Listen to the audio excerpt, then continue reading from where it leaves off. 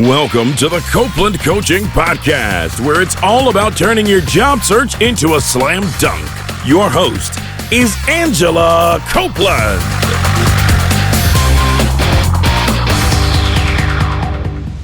Welcome to the Copeland Coaching Podcast. I'm your host, Angela Copeland. On the phone with me today, I have Howard Behar in Seattle, Washington. Howard is a business leader, author, speaker, and mentor. For 21 years, Howard led Starbucks' domestic business as president of North America, and he became the founding president of Starbucks International, opening the very first store outside of North America in Japan. He's authored 2 books, including It's Not About the Coffee, Lessons on Putting People First from a Life at Starbucks, and The Magic Cup, a business parable about a leader, a team, and the power of putting people and values first. Howard, thank you for joining me today. Oh, well, thank you for having me, Angela. Gosh, it's so nice to meet you. I mentioned before we got started that many of our listeners are not only seeking a new job, but something that adds more purpose and more value. And I think I'm really excited to talk about some of those topics today. Well, great.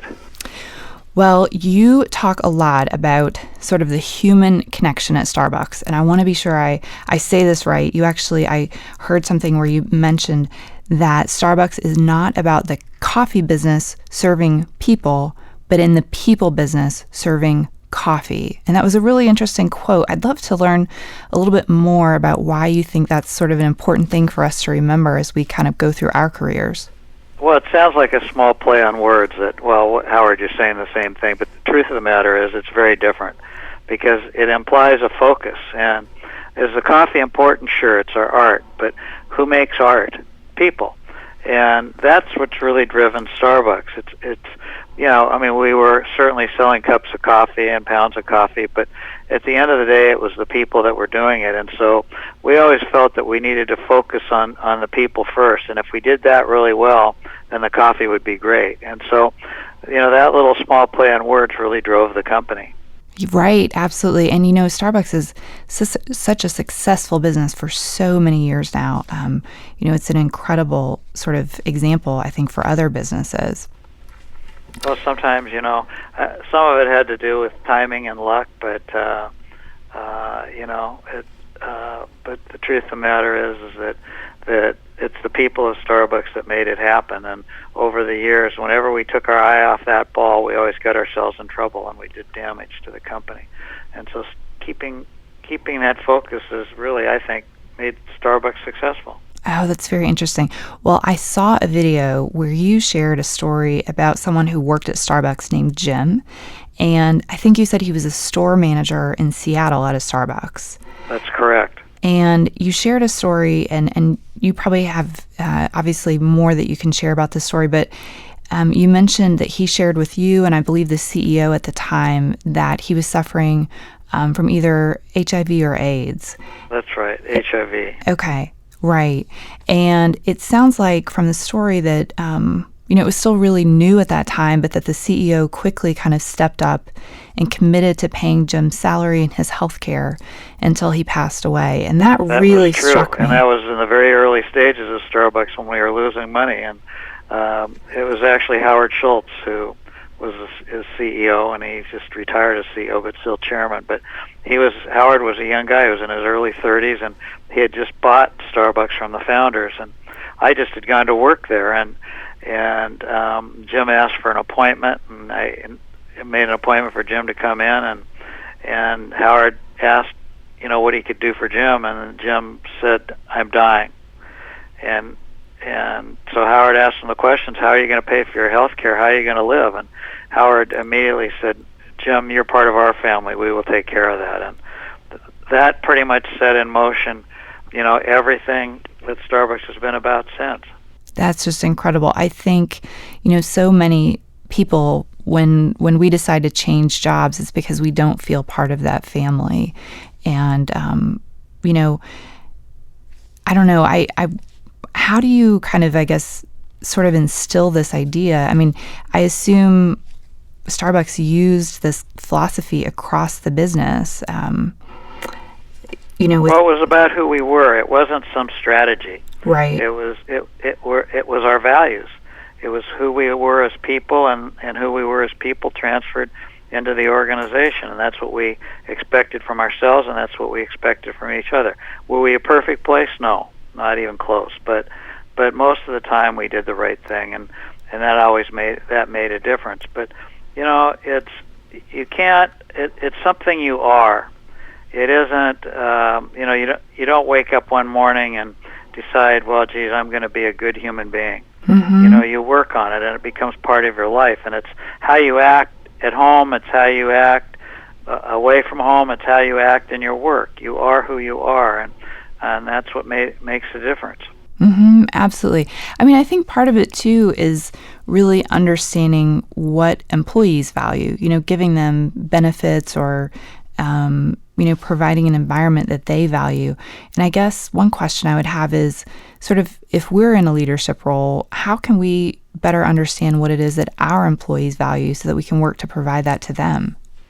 Well, the first thing you can do is ask and listen. Mm-hmm. I mean, you don't know yourselves. You know what you like and what you value, but you have to talk to your people, and they will tell you. Too often we don't. Too often we just make assumptions about people and mm-hmm. and what their needs and their wants are. But there's only one way to really find out, is to talk to them, and so we did. We did a lot of that. What were the things they wanted? And healthcare was one thing they wanted, and so everybody got healthcare in the company. If you worked 20 hours a week or more, you got full healthcare. If you worked, everybody got stock options, equity in the company. Everybody gets, right now, they get an opportunity to have a college degree, online college degree. If they've had a couple of years of college and they want to finish up, we pay for that. And we've got something like 7,000 people now going to college. Wow, that's really incredible. It's incredible. And so, but that came about because you listen to your people. There's no other way except to do that. Mm-hmm. You can't do everything. I don't mean to imply that. Sometimes there's limits to what you can do, and you do the best you can within the context of your business. But if you can, you try to do it. Mm-hmm. Mm-hmm. Most important, what people want is to be treated with respect and dignity. They want to be treated as human beings first, not employees. And so that we always is the attempt to do that. And we never get it 100% of the time, because any two people having a conversation, there's always a potential for a misunderstanding. Mm-hmm, mm-hmm. Gosh, but it's trying to do that, and basically it's just listening. Mm-hmm. I totally agree. It's interesting. I get a chance to talk both with job seekers and then sometimes also the hiring manager. And very often job seekers tell me it's not about the money. I want to be treated with respect. I want a job that I enjoy. I want to feel secure that I'm going to have things like healthcare that you mentioned. And then I'll talk to the hiring manager, and sometimes they're completely caught up on the salary number.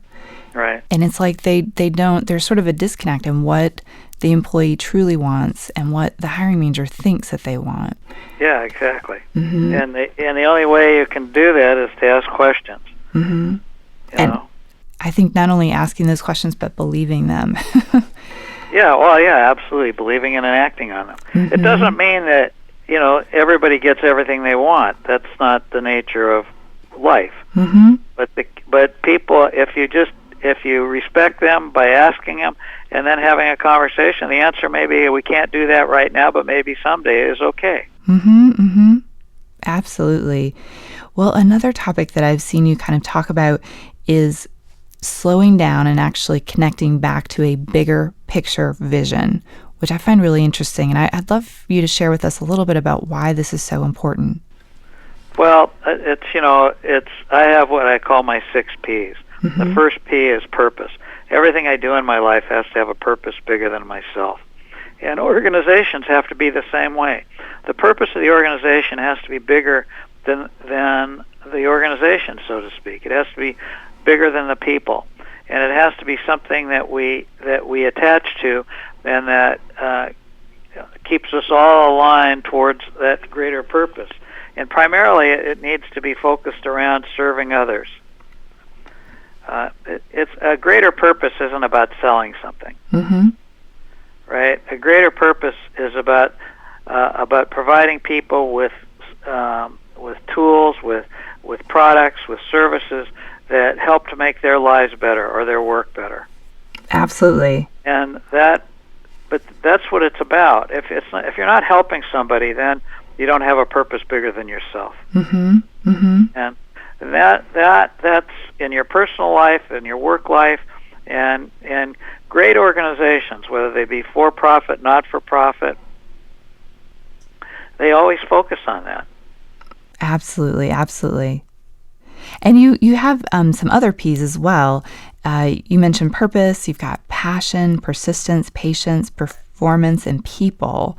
Right. And if you have a purpose bigger than yourself, then you darn well better be passionate about it. You know, you better energize you, and you better scream it from the highest mountaintops. And it's what drives you, it's what gets you up in the morning. So you want to be passionate about it. Then persistence. You know, life is about rocks in the river. There's always going to be rocks in the river. Some you see, some you don't. Some you just hit, you know, and put a dent in yourself. So, most of the rocks in the river are caused by ourselves, but every once in a while there are rocks that are caused by something else or somebody else. And the key in life is to be able to get around, through, or over, or under them, or blow them up, whatever you got to do to make it happen. And persistence matters in life. And I've worked for entrepreneurs my whole life, and if there was one word I would use to describe all entrepreneurs, it's that. I love that. That's very, very true. Then after persistence is patience. You know, not everything you want comes in the time frame that you want it, and so you got to have the patience to stick with it. And patience is not easy. I have never been much of a patient person.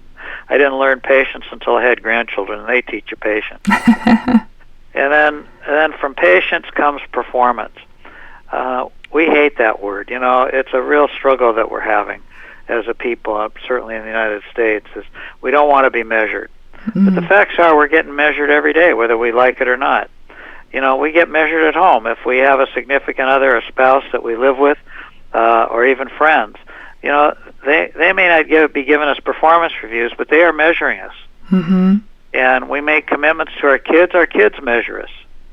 Oh, absolutely. And so performance matters, and when we make a commitment to be at a child's baseball game, that's a commitment. When we make a commitment to be home on time for dinner, that's a commitment. And performance does matter. That doesn't mean you always do it, but you better have notified somebody or not before you miss it, versus after. Right, absolutely. And performance counts, and it counts at work, it counts in school, it counts at home. And, you know, we have to get used to that, and then we have to hold our most important person you have to perform for is yourself. Excuse me. I totally agree. Well, back on the one that you mentioned, persistence, I really like this one. I talk with people a lot who say, well, I feel like I'm not smart enough, or I don't have enough degrees or something. And I often find, and I'm curious as to what you've observed, I find sometimes that persistence can matter more than those other things. It does. You're talking to a guy that barely got out of high school, had 2 years of community college, no degree. Wow. And, you know, it wasn't easy, and I wouldn't advise it to anybody today. You know, that doesn't mean you have to have a 4-year college degree, but you got to get some kind of education that helps you move forward. So I got my education primarily in the workplace, but I was curious, and I learned. And that was where I learned the best. But, you know, look, you don't need to have all the stuff. What you need to have is persistence. You need to stay with it. And, you know, persistence might mean that you got to go take a class in something. Persistent might mean you have to find a mentor, but persistence matters. Right. I feel like it's someone who is willing to put the work in, whatever that work may be, to kind of get the outcome that they want, regardless of if they have to go around something or through it. They don't back down. And it's not easy. It takes time, you know, and it's I always hear this question, well, how about balance in your life? I say balance is fiction. Okay, that's some word that somebody made up and said, well, I want to have a balanced life. Nobody has a balanced life. You're either spending more time over here or more time over there. If you think of the ice skater, skates on a thin blade. even the best ice skaters are always out of balance. Mm-hmm. You just don't see it with them, right? Because they've learned to manage it. But, if you've never ice skated before, it's pretty hard to stay up on that skate. Well, that's life. Mm-hmm. And that's what we're doing. We're really skaters skating on this thin edge all the time, and you're never perfectly in balance. You never have enough time for your kids, your work, your spouse, your playtime, or whatever it is. And I prefer a different word. I like integration. Mm. Because I think at the end of the day, the key to a productive life, a healthy and productive life, and a fulfilling life is integration. It's integrating all parts of your life together. Gosh, I love that. First of all, I think it's so much more honest. It is, well, it's true. It's Mm-hmm. Every time I go to speak at universities, they always ask me, well, how do you get balance in your life? And I kind of smile and I said, well, I hate to tell you this, but it doesn't exist. No, I agree. And I think sometimes when we seek out balance, I'm not quite sure what we're trying to achieve. It's like you're failing in so many areas at the same time when your only focus is balance. Yeah, exactly. Yeah, it's unfortunate. I'm curious, you have had such a purpose-driven career, and these P's seem to be really integrated into everything that you've done.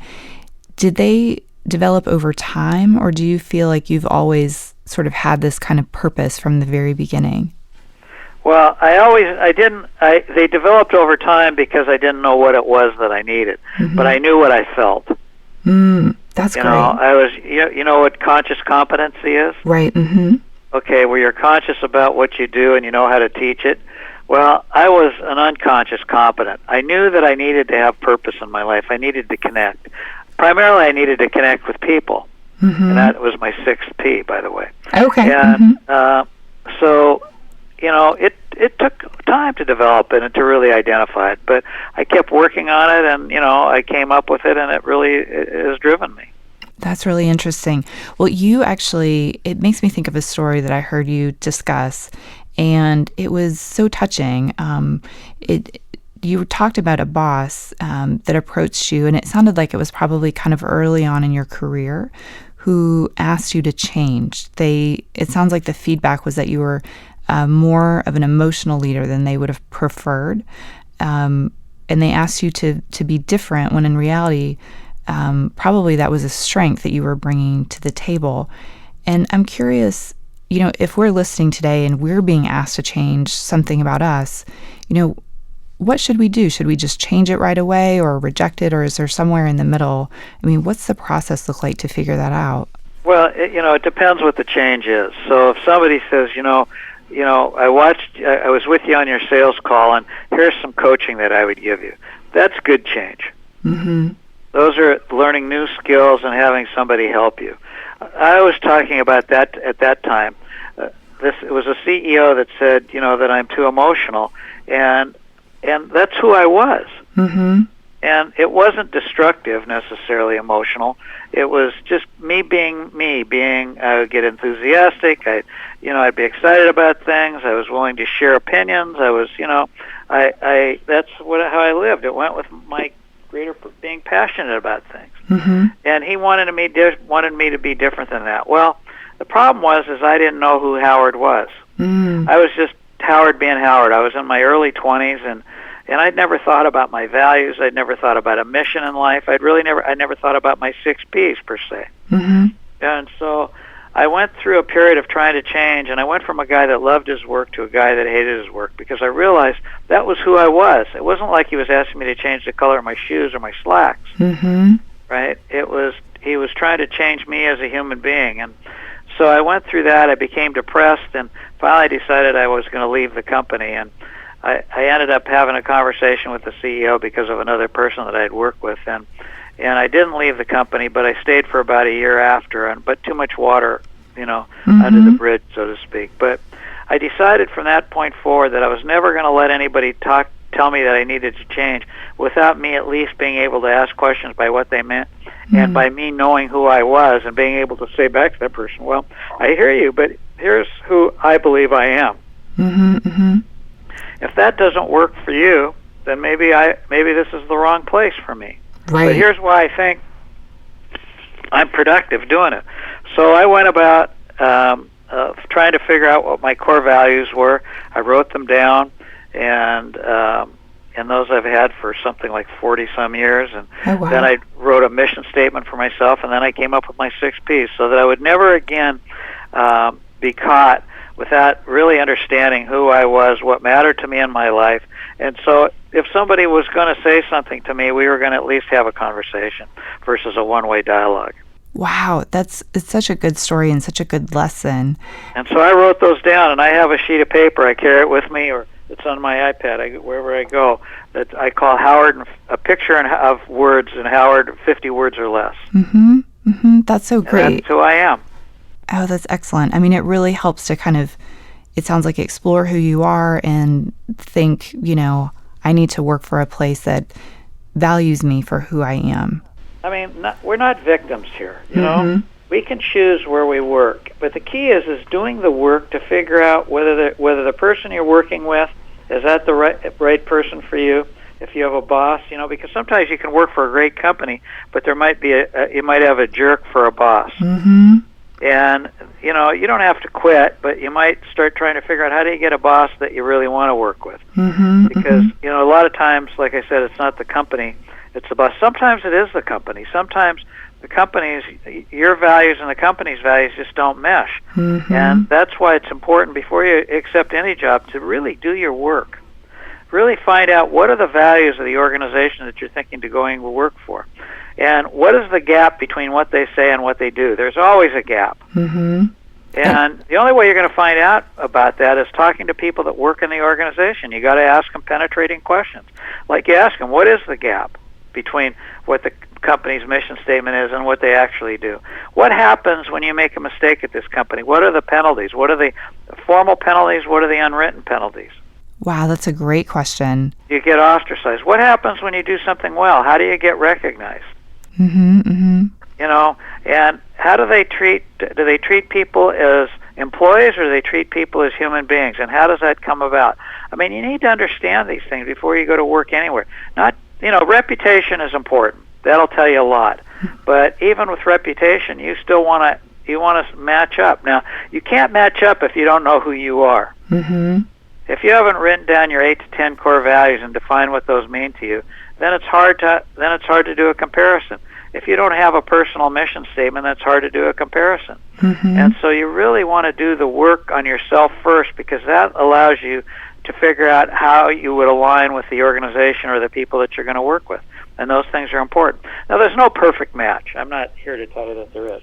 And, we all have to make adjustments. If anybody that's been married or had a significant other in their life knows that you have to make adjustments. Right. But the key is not having to make adjustments on your really core values, the things that really matter to you.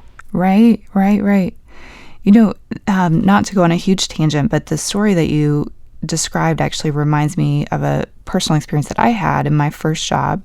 I worked for General Motors when I was 19, redesigning parts on cars as an engineer. And I had a boss at the time who was a great boss, and he pulled me aside one day and he said, "Angela, you have a really sort of soft-spoken way about you, and you're very persistent."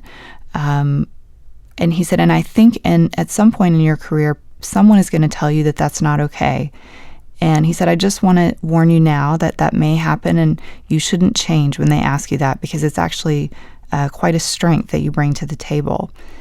And I was 19, so I really had no idea what he meant. Yeah, exactly. At the time, but as an engineer, I was often the only woman in a very unusual environment. And so his advice, I saw it come up time and time again after that. But initially, I really didn't know what he meant.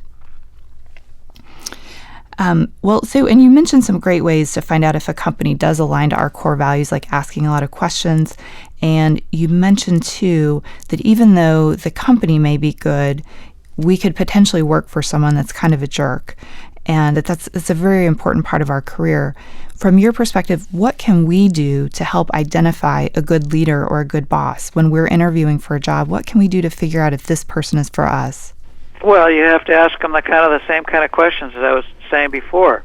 Okay, what does good performance look like to you? What happens when I make a mistake? How many people have you developed, and how many have moved on to bigger and better jobs? Oh, I like that one. What matters to you in life? What are your core values? Right. That's always a stunner because most people have never thought about it. They'll fumble around. Whoa, what core values? What do you mean? No, really, what really matters to you in life? Mm-hmm.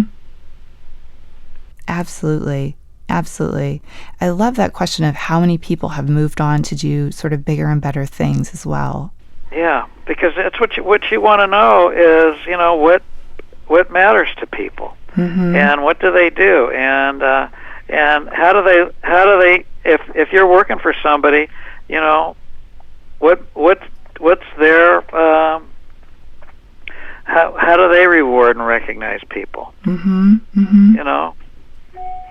And it can be hard sometimes to know right away if the boss is the kind of person who helps to promote their employees or if it's someone who maybe starts to compete with their employees in a way, puts them down. Yeah, and you don't really find that out till you ask people. I mean, one thing would be, can I talk to people that have reported to you in the past? Ooh, that's a great idea. It's hard for you to do that. It's hard for people to do that because it's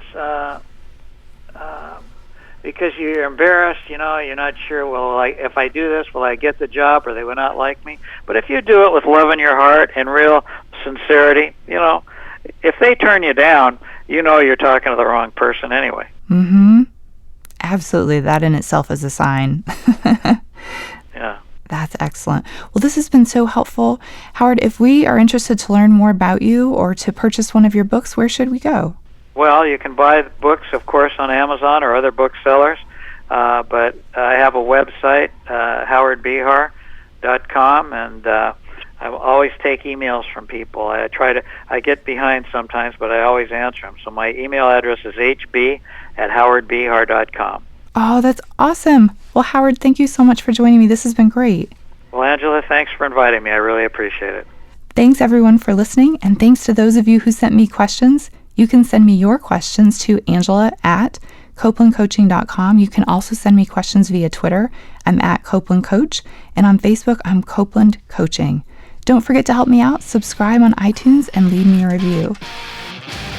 Thank you for listening to the Copeland Coaching Podcast today with your host, Angela Copeland. Tune in next time to get more great tips on turning your job search into a slam dunk.